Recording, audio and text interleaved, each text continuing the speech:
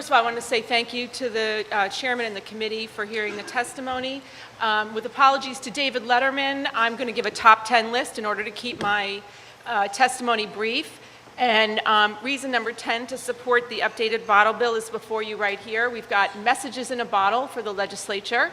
Over the past couple of months, we've collected signatures from over 7,000 residents from the Cape to the Berkshires who are asking the legislature to pass this bill. So reason number 10, over 7,000 citizens from around the state and a message in the bottle.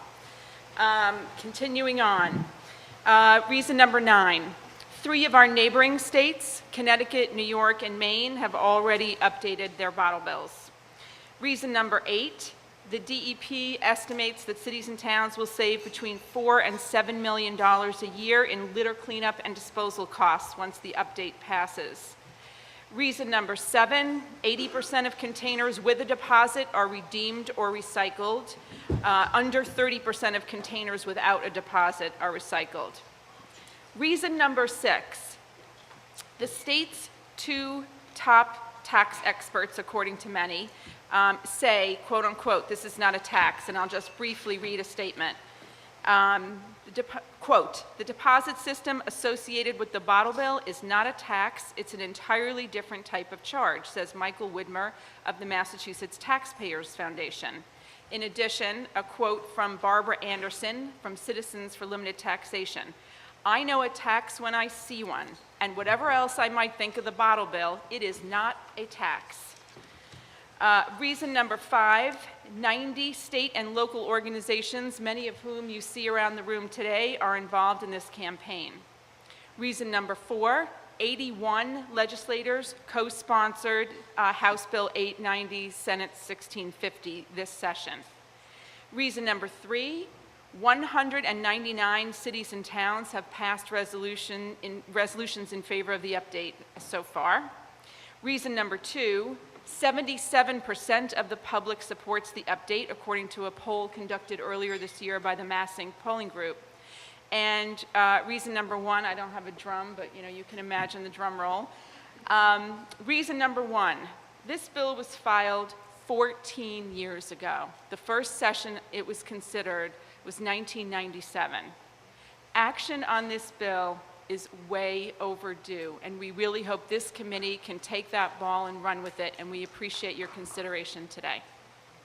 Thank you very much. Thank you. Thank you, Janet.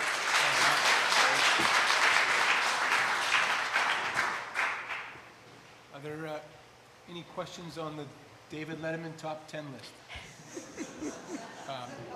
I have just one question. Yeah, sure. Do you have any comments on the Rhode Island option, so to speak, or the program that they put in place, or your Rhode Island PIRG cohorts down there? I'm not familiar with recycling rates there. The only statistic that I would, I'm sure the committee has heard already this morning, there is no recycling program that comes anywhere near the success of the bottle bill. And I just want to break that down for 1 second. Please refrain from the applause.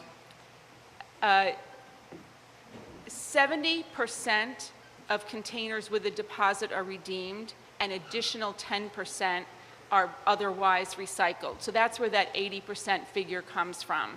But even if you take that lowest figure, and the nickel has not gone up. Want to go on the Wayback Machine? A nickel was worth a lot more in 1983 than it is today. I'm not an economist. Somebody here will know the exact rate of inflation. But even with a nickel deposit, 70% of containers are redeemed for that nickel.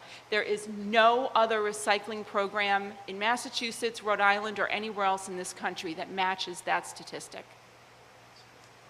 Thank you, Jen. Did you submit? I will be submitting written testimony. Yes, I will. I appreciate that. Thank you very much for the committee's time.